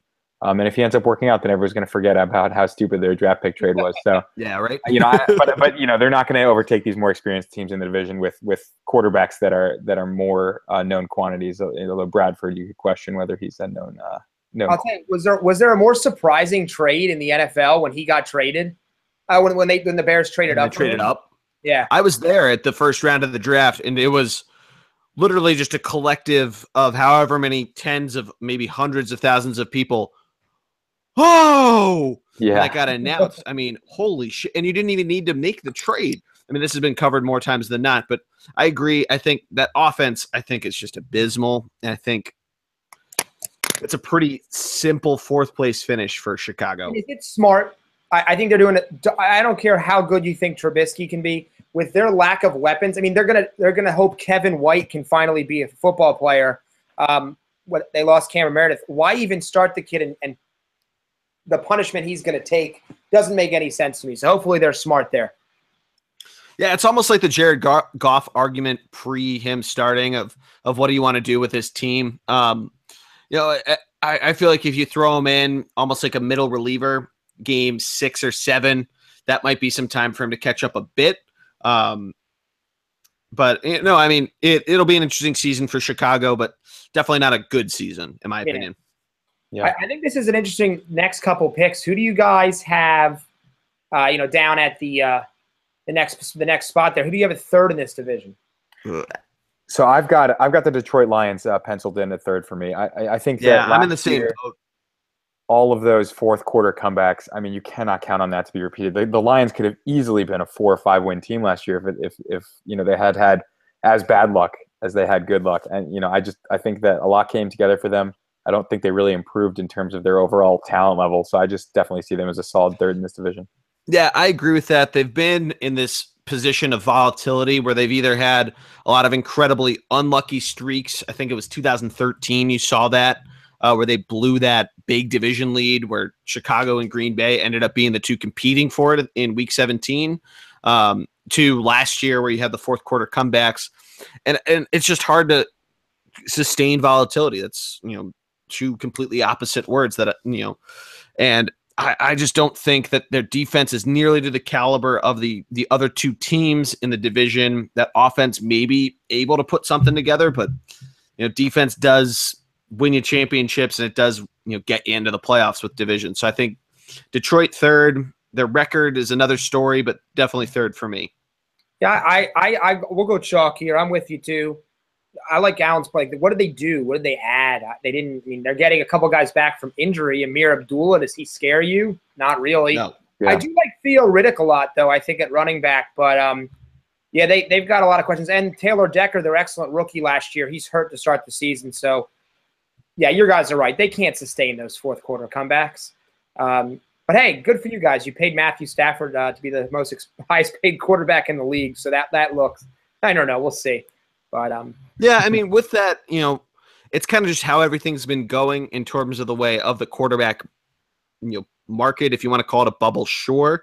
But kind of just the way, and it's the same thing with free agency every year. And not to jump into a completely different sport, but it depends on TV money. Same thing with the NBA, and you've seen that with deals going up and down. The NFL is going to consistently bring in numbers, and that's kind of where free agency is. So I don't necessarily hate that deal.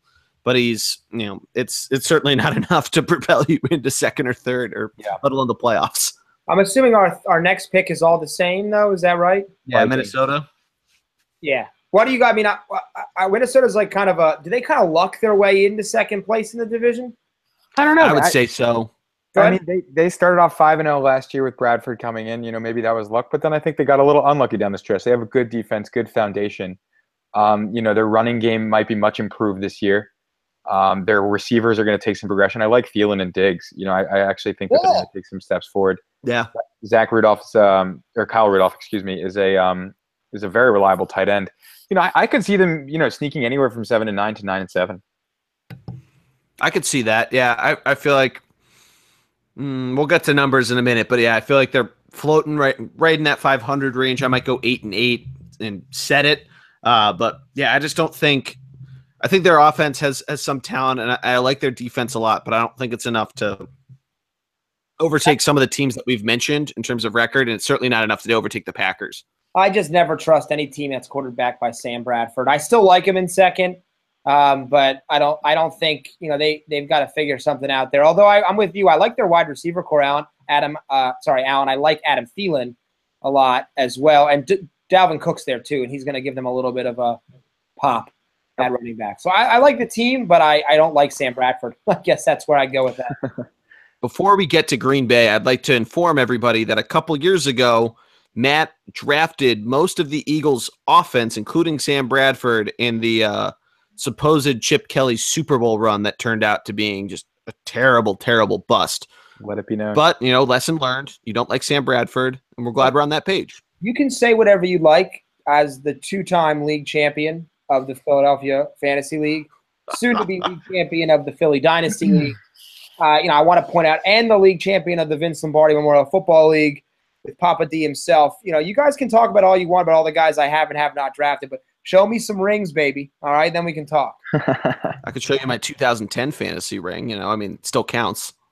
You're right, it does. But I can also tell you about rings. Do you think Aaron Rodgers wants another one this year? He seems, with that stash, he seems pretty fired up. He's going to have to do a lot, though. Their defense while good, is not necessarily going to, make sure that the team does well. They might have to put up a lot of offense. Yeah, I agree with that. I think that offense is poised to be great, but they'll have to play some catch up. It'll be interesting to see how they play. I mean, as usual, they have that first place schedule in their grasps, and Week 1, like we were talking about with Seattle, I think it's a big show me game for them as well, seeing how this, good offense can play against a good defense. They get the home field at Lambeau, but then they have to go right to Atlanta the next week. Then you get a little bit of an easier schedule, 2 home games against Cincinnati and Chicago, but then right back to it. You're on the road in Dallas, on the road at Minnesota. So we'll see pretty early how well this team can play, and see if that defense can hold up. Yeah, I'm with you. I think a great opening test there for them. Watch out for a guy, Randall Cobb, who kind of fell off the face of the earth for a little bit. Yeah, that guy can play. Right, so this offense could be historically good, although they're not going to run the ball lick. But they could be historically good, and I'm pretty excited for them in Week 1 against that great Seattle defense. Although I think Offenses take a little longer to gel than defenses. So if they lose to start the year, I don't think that's a end of the world scenario for Green Bay. Would you say it's time to RELAX? Always when you have Aaron Rodgers at quarterback. Come on. I mean, he's got to be 1B if Tom Brady's 1A right now in the NFL. I would put them on the same footing. Yeah, I absolutely would as well. So going into the over-unders, I'd like to point out, and this makes it actually a really interesting play. We mentioned that it was 10 before. They get a week 8 bye, so in their last 9 weeks, they have 6 away games, including in Pittsburgh and at Carolina. Carolina, what the fuck am I saying? Granted, 2 of the games are in Chicago and Cleveland, so those are wins. But where do you guys have them with the 10 flat? I got them right over that. I got them hitting 11 wins. Yeah, I could see 11. I feel like 12 is a bit of a stretch. I love consistency in the NFL, and Aaron Rodgers is consistently one of the best. I've got him 12. I got him 12 to 13 wins. I think they might even lose this game against Seattle to start the year. I love the Packers this year, and I think they're the biggest threat to the Patriots because of the guy throwing the football. That's how good I think he is. We'll get to that in a second.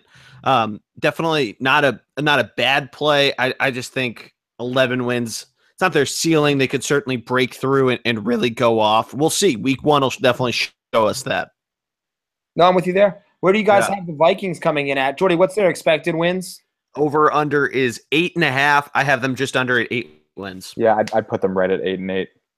Yeah, I'm there too. I think that's a great. I think we all can agree 500 is a typical Sam Bradford team at 500. So yeah, I'm really on the Dash Bradford train. Detroit Lions will be 8 flat. What do you guys have there? I got them just under at 7 and 9. I got them at 6 and 10 actually. Okay. Yeah, I'm definitely on the under there. Yeah, I like under. I like pushing towards that 6 and 10 record as well that Allen has. I think it's a good spot. Yeah. Chicago Bears 5.5. I'm gonna go under. Hard under. I'm at 3 on them. 3 and 13. I think they're easily first to second. I think they're second to third pick in the draft, even though they won't get it. Second to third pick. Yeah, that's a rough place to be for them. But moving over to our darling NFC East, it's going to be a real fight, I think, in terms of the 4 teams. Maybe close to the competitiveness of the South. I don't think it's quite there because I feel like the 3 of us safely have the same team in 4th. Maybe not. I got a pretty hot take. Okay, what's your hot take? Okay, I actually will put it down as Dallas Cowboys coming in 4th in this division this year. Oh, I'm serious. I am serious. You heard it here right now. Pull their schedule up for me. All right, I'll pull it up. Pull their schedule up for me. Giants, Broncos, Cardinals, Rams, Packers is the first 4 games. They have additional games against the Chiefs, Falcons, Chargers, Giants again, Raiders, Seahawks. How are they going to get 10 wins out of this? I don't see it. I just don't see it happening, especially if Elliott's suspended for 6 games. Prescott, people have figured him out. You know, he was a 3rd-round pick for a reason. I think he's going to be good, but I don't think he's going to be as good as last year, especially when he's asked to do more. This defense still has tremendous holes. People could toss the ball over on the Cowboys last year. I honestly think tons of people are penciling the Cowboys in for first. I have them for last in this division. So I don't have them for first, but I love the take. I agree. I think with that Elliott 6-game suspension, even with a bye week in there, it's tough to see them coming out of it. I feel like they come out maybe at highest 4-2, probably 3-3. But yeah, I think then the run through it, because you get of the 6 games, you only lose 3 at home. But yeah, they really are gonna have a run to figure out what to go with. And I agree with you. I think their line, I think it stayed mostly intact, but I can't see Dak having another year just like he did last year. I mean, a real big rookie, great rookie season for him. But why did everybody? I'm with you, Alan, and I think George touched it. But why did everybody everyone? Dak's great. He's elite all of a sudden after 1 year. I could not agree with you guys more. You give NFL defensive coordinators an off season to look at film. Yeah, I remember the game that they lost to the Giants. I don't remember which one it was, but he was so under pressure and duress. He threw the ball like 15 times to Des Bryant, who caught 2 of them. Which one? The second loss? I think it was the second loss. Yeah. And because the first loss they got close to winning, and that was just a fucked up time. Right. Clock.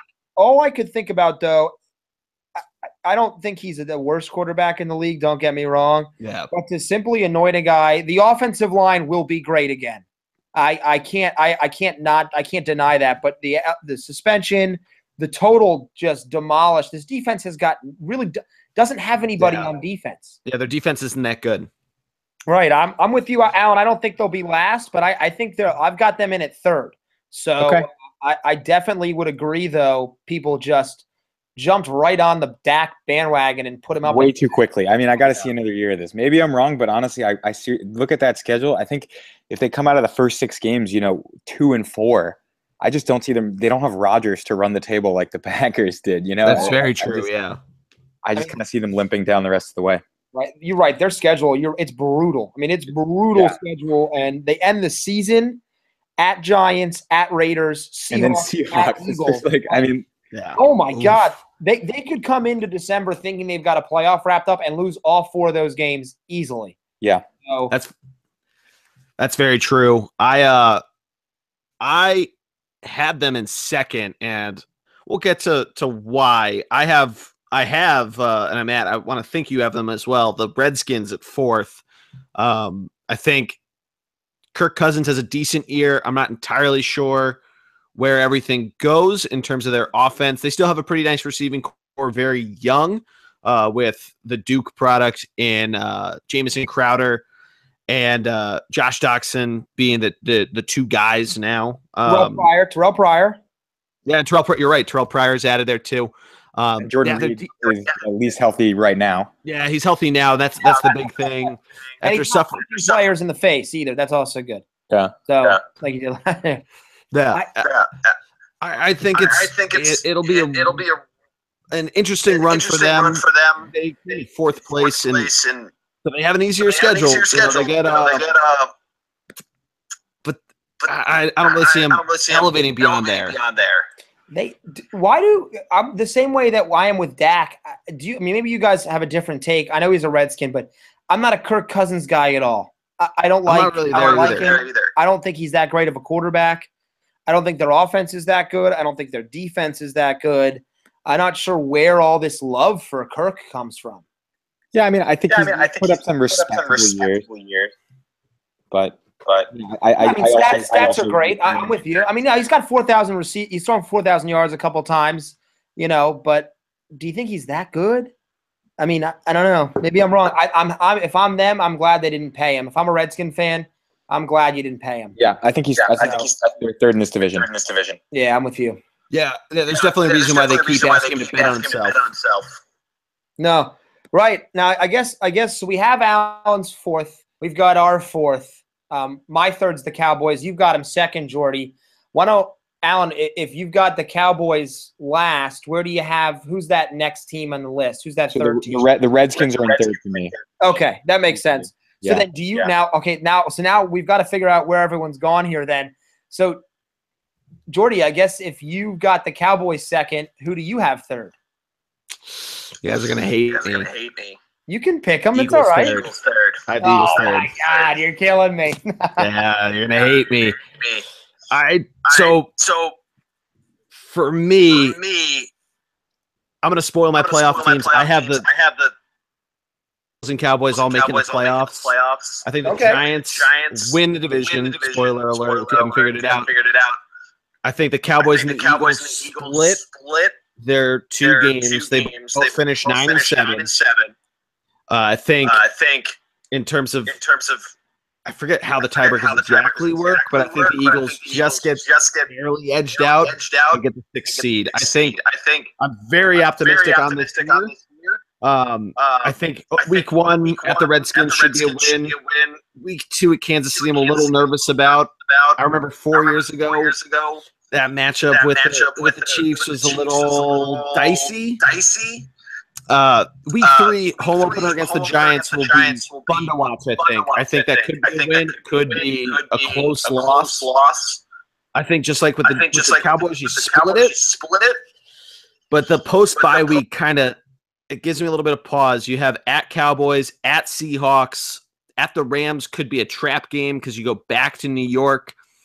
Oakland will be a fun game. I think, like we talked about, that could be a win. And then it comes down to that Week 17 game against the Cowboys. I think they pull it out to go 9-7, but I think ultimately the Cowboys get that little higher bit of an edge.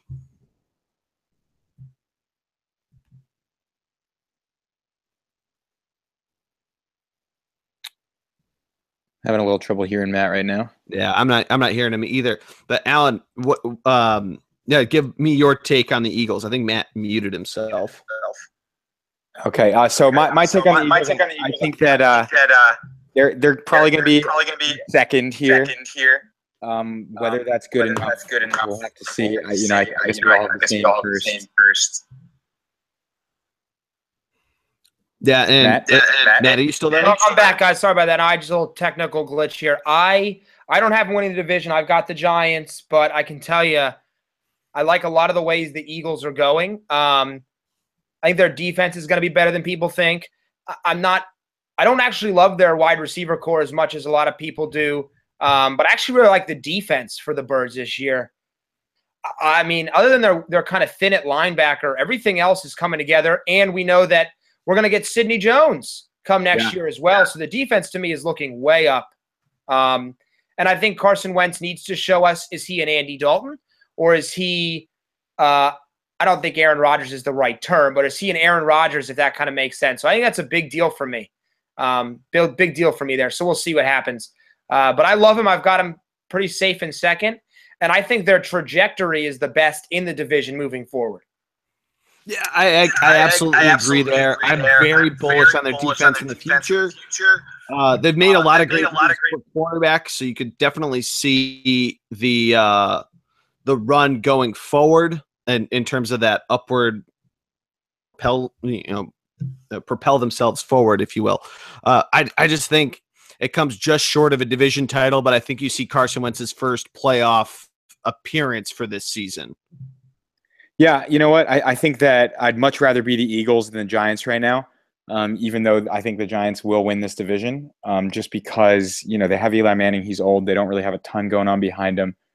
Jason Pierre-Paul also, kind of not like a spring chicken. I really like the Eagles' direction. I think the Eagles and Cowboys will likely kind of battle it out for this division in the coming years. But I don't think the Eagles will quite take that double next step past the Giants. Yeah, with you guys, I think it's a great spot there, Alan. I mean, what do they have after Eli? He's old. The offensive line's going to struggle. You love their skill position and their defense, but how long is that really going to last? I think they win the division this year, but I think could be the last year or two that happens. Yeah, so I have the Giants taking it, and I think that receiving core does come together. The run game's a big question for me. I really like their defense a lot. I think that, like we were just talking about with the Cowboys, I think that gives them a huge edge week one, even if OBJ doesn't play. And I think with the schedule they got, and I don't want to say the tricks they can pull out, but the way that the Giants can play, they made the playoffs last year in that sort of backdoor 6 seed. We could see them doing pretty well, and I think they made a lot of good additions. They've gotten a lot out of their players, and watch out. I mean, I think that wide receiving core could be dangerous. Yeah, I 100% agree with that. I think, like, especially when you have the interdivisional battles, like we're coming up with the Giants and Cowboys, you kind of got to pick a team to root for. And in this early going, I think, I'd rather see the Cowboys lose, kind of see if we can knock them out of the divisional race, and then we could deal with the Giants later on. Yeah, exactly. And I, kind of giving myself, taking my picks back, or I'm still probably going to keep Cowboys second, but it would be nice to see that knock them out right away and not have to worry about them down the line. I mean, the big thing the Giants have going for them is that they do have a ton of home games going down the stretch. The one you do have to worry about is at Oakland, even at Washington in the week of Thanksgiving. You do have to watch out and see if that'll be a trap game. But seeing those 3 home games, especially against the division, this is 10 years ago, but the Eagles had 3 on the road and still somehow came out of it. But the 3 home games in the division at home in December is definitely a for you in divisional play. Yeah. So, I mean, you guys, Jordan, you mentioned you've got 3 NFC East teams in the playoffs. Is that right? I do indeed. All right, Alan, who are your 2 wild cards then? If you going that same way, or are you going a different direction? Yeah, I'm going to go with the Falcons and the Eagles. I think the Falcons will take the first wild card spot, and I'm really hoping that the Eagles sneak in. They're in the 6th wild card spot, and I think that's not unrealistic. I think if I'm wrong about the Eagles, then it's possible the Cardinals. I think the Cardinals will be the first team out. I agree with that, but could potentially sneak into one of those wild card spots. Yeah, I'm with you there. I'm with you there as well, Alan. I'm gonna go Eagles, but I like the team out of the NFC South to come out, and I'm with you. I think the Falcons get back in again. Yeah. Yeah, I could definitely see that happening. I mean, I have my 3 NFC East teams. I think this is it's a good division. I think a very competitive NFC South kind of keeps that 2nd place team out. But like we're talking about, that's what makes all this a lot of fun. Let's quickly run through the NFC East over-unders because I'd love to get your guys' thoughts on that. Yeah. Cowboys, 9.5. I mentioned I have them under at 9 wins. What about you guys? I think you know where I stand on this one. Yeah, I'm with you too, Alan. I'm definitely under 9 too. Big regression. Yeah. All right. Then the New York Giants at 9 wins. I'm going under here. I'm going over here. Excuse me. I have them winning. What about you guys? I think they're going to grab 10 wins. Maybe 9, but honestly, if it's over 9 even, then I would just go 10. Yeah, I'm with you guys too. I'm over for the 9 wins. All right, then the Philadelphia Eagles at 8. I'm going over 9 wins. Yep. I think they're going to go 9-7. I'm over too, whether it's 9-7 or maybe even 10. You never know. Can there be some Pennsylvania magic? But I like over 8. Would love to see 10, but I find that a little hard. All right, the Redskins at 7.5. I think this is the most interesting one. Give it to me. I got them right under that. I got them at 7 and 9. Yeah, I'm under 2. A lot of things I don't like about the Redskins, starting with their quarterback, and we'll kind of see there. So I definitely think they're under that 7.5 wins. I think they're under 2. I got them at 6 and 10. Nice. All right. So you guys want to run through awards quick, see who we got there, and then go to our Super Bowl picks? Yeah, go ahead. All right. So we'll go with MVP, and I'm going to take Aaron Rodgers with MVP. I think he does a fantastic job with this Green Bay team, leading that offense to maybe not historic numbers, but a nice little run to the NFC North and a little run to the NFC Championship game. I'm going to go with Rodgers as well because I think that he's going to get so many numbers because of their lack of real balance there. And I'll tell you, I think the dark horse is Drew Brees. I think if he has a great season, you're going to see something happen there. But I'm going with Rodgers too. Yeah, we've definitely heard about your Brees love. I also have to agree with Rodgers. I think he's the odds-on favorite right now. Yeah. I think it's going to be him and Brady. But I believe that Rodgers is kind of going to do more for his team. I think the Patriots are just too stacked on both sides of the ball. Yeah, for sure. Do you have Rodgers then at Offensive Player of the Year? Yeah, I do. So I don't like giving offensive and MVP to the same person. I think they're kind of 2 different awards in that regard. I really like David Johnson for Offensive Player of the Year because I think his usage rate could be so high. Yeah, I agree with that. I would also have him there for Offensive Player of the Year. I think that's a great pick, man. Defensive Player of the Year, who do you got? I think Khalil Mack's going to take the next step this year. Great I do pick. think he's going to do a good job on the Raiders defense. He's the if you think about guys, especially with Aaron Donald sitting out this first game, if you think about guys who have a legitimate shot at like a 15 sack season, even more than that, I think Khalil Mack is right there. Jordy? Yeah, I'd probably go Khalil Mack. It's enticing to see what J.J. Watt does, but because of that, I'd probably go Khalil Mack there. Yeah, I like the mention of J.J. Watt because I think he's now that Jadeveon Clowney's kind of come out on the other side. To me, he's my go-to for Defensive Player of the Year. He really wants to come back on and make a statement, and I think he's the guy to do that. So I'm pretty fired up to see what he can pull out this season. So he's my pick there for Defensive Player of the Year.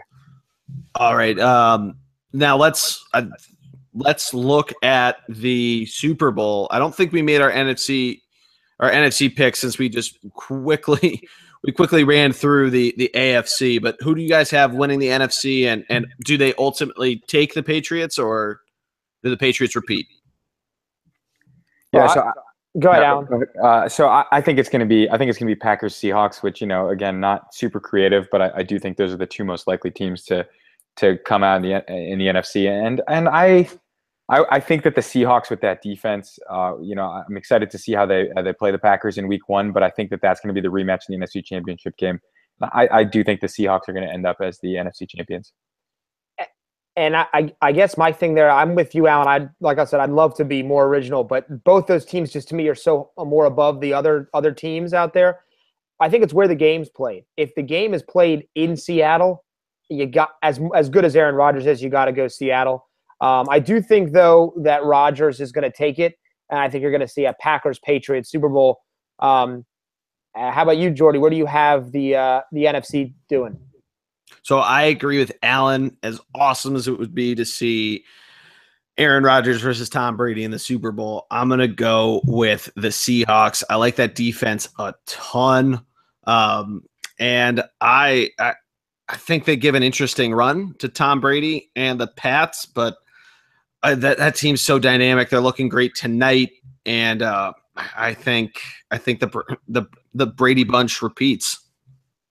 Yeah, I mean, everyone's got to drop off a cliff at some point. And is it Brady's 40-year-old year? I mean, who knows? We all saw that happen to Peyton Manning, although they did win the Super Bowl that year anyway. And they have so many other pieces. I honestly think Garoppolo could probably step in there and potentially win the Super Bowl with that coach and the pieces that are in place. So yeah, I agree. I think the Patriots are going to repeat as much as no one wants to see that. Well, Much better choice than Brock Osweiler. Whoa. I would love to see my boy win another Super Bowl. Oh man. Love them. I don't know how you don't pick them. They're that good. And Tom Brady, greatest of all time. They've got to be your Timmy Super Brady Bowl pick. And but Alan, I like that point though about how good Garoppolo, how good the team is, and if you add, and I'm with you, Garoppolo. That team easily is still my favorite, almost maybe my favorite in the AFC, with Garoppolo at the helm. Yeah. But yeah. All right. Well, quickly before we wrap up NFL, any other players fantasy-wise we didn't mention? I feel like we touched on a lot of people. I think people are really heavy on rookie running backs this year, taking them pretty early.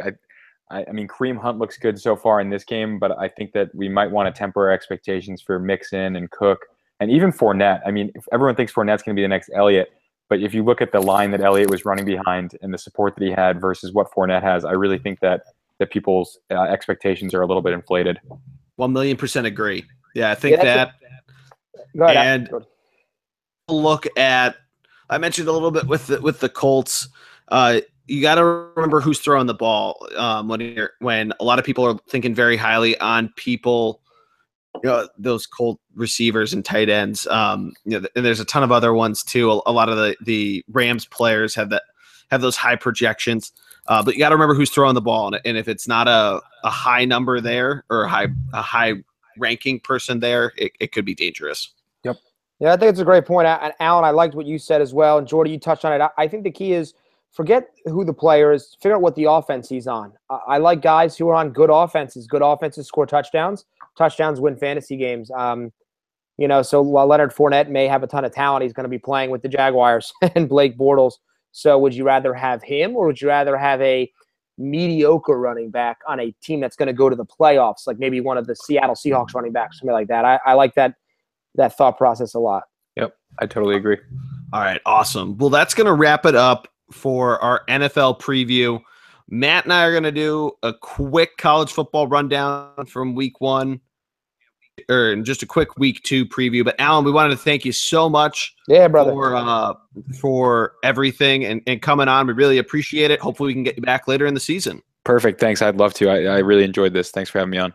Alan, I can't wait. I can't wait to whoop you in all my fantasy leagues. All right. Yeah, I can't wait for the Cowboys to come in last. That would be good. Oh yeah. All right, Alan. We'll talk to you later, man. Thanks, guys. See you, brother.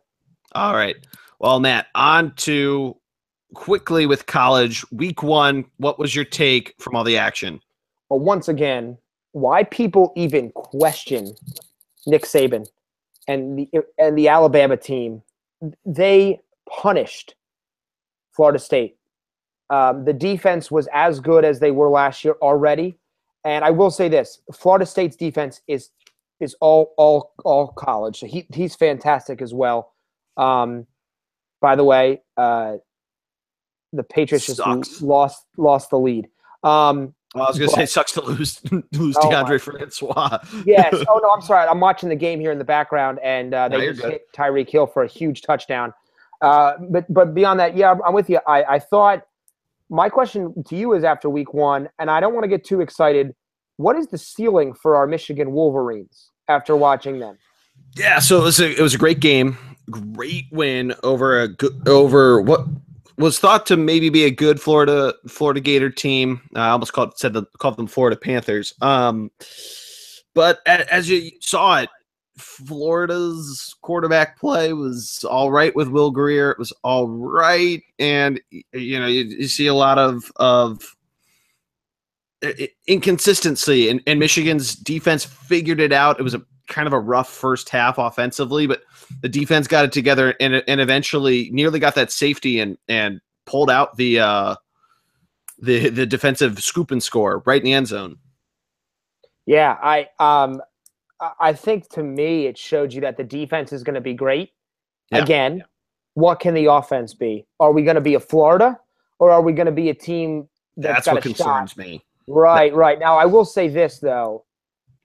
Ohio State's going to have their handfuls this coming week. I don't want to jump ahead too far, but Ohio State's going to have their hands full this weekend. We're actually going to see Wisconsin and Penn State maybe play somebody, which is also good too. So just a couple of things there I think are important. How about this? Definitely. What was your biggest surprise of week 1?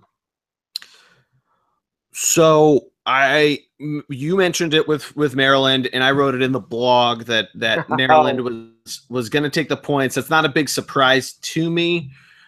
For me, honestly, I was surprised of the comeback. I was surprised Josh Rosen got it all together and was able to pull that out. You can say what you will about this is typical. This is the microcosm of a Texas A&M team. But the fact that they're able to put it together and make that comeback complete, whether or not it should have been a touchdown or not, that whole controversy if you haven't seen it. Yeah. It impressed me a ton. I wasn't entirely impressed by Sam Darnold against Western Michigan. Yeah, I hung around the bar after watching the Michigan game to see how that was going. USC ultimately ended up really pulling away. I believe they still ended up covering. But yeah, I wasn't too impressed by Darnold. I think, you have to see how it's a first game against a team that I think was given not a ton of credit. But for me, those were probably my 2 biggest surprises. But my one question to you, actually I'll ask it. What was your big surprise? So my big surprise was literally the entire state of Texas. They were terrible. I actually was a little surprised by Notre Dame. I really I know Temple lost Matt Rule. I didn't think that Notre Dame was going to be that good. I don't usually give them a lot of praise.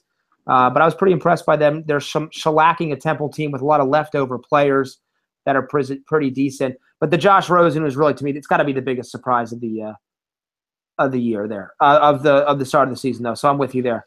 Yeah, do you think he moves himself into Heisman contention? Oh, right away. Absolutely.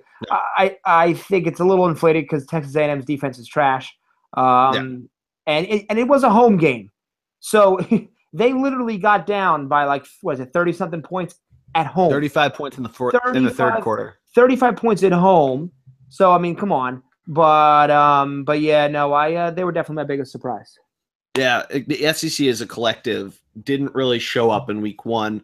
Yeah. Kind of on that same note, my question to you that I was about to ask. So Tennessee goes to double overtime, pulls out the win, and I believe just stayed at 25. They didn't move. Mm-hmm.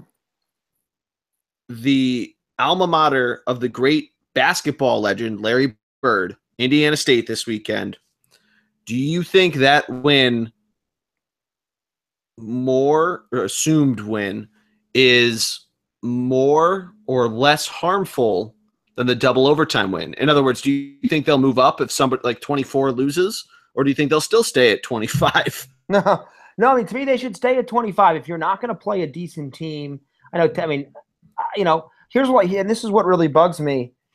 West Virginia goes out and they lose to a ranked Virginia Tech and at the last second, and Yep. they're dropped from the rankings. To me, that bugs me. Yeah. I want guys to play teams who are actually good. Yeah. Okay. So The nice thing that we've seen with the college football playoff is that the committee really disregards the AP and coaches polls when they do finally come out with their rankings. Sure, there is some bias, and I do disagree sometimes with how they put out the rankings week after week. But that is the nice thing, that if West Virginia does bounce back really well, that we could see them get ranked accordingly once the human touch, as they like to call it, comes into play. Right. You know what I also think is bugging me about these polls? I understand if you want to vote Clemson at number 1 because they are the defending national champions and they haven't lost a game. Sure. But I don't understand how Ohio State gets votes. And I don't care if it was Ohio State, Michigan, Penn State, Oklahoma. Alabama went out and played the number 3 team in the nation, and they beat them. They manhandled them, in my opinion. They should receive, unless you want to vote for Clemson, and some coaches did, and I understand. To me, I don't know who votes sometimes in these things, but they got to figure it out and be a little better. They can get a little wild that way. Yeah. But all right, let's look at the week 2 slate. We actually got a really, really fun weekend of college football ahead of us. 2 games actually clashing for the most part this weekend that feature top 15 teams. One's a top 5 matchup. Which one are you looking forward to the most? I mean, I've been looking forward to Oklahoma, Ohio State for quite some time. Yep. So I'm really fired up to see that game. Excited. To me, it's been the one game I've been eyeing up for since the season started. Yeah, I would agree with that. For me, I am actually pretty excited for USC Stanford. I think it'll be fun to see how that goes. Isn't that a quietly great game, by the way? That is a talking about quietly great game. Yeah. And it'll be nice to see how Sam Darnold responds. Stanford had a great first win.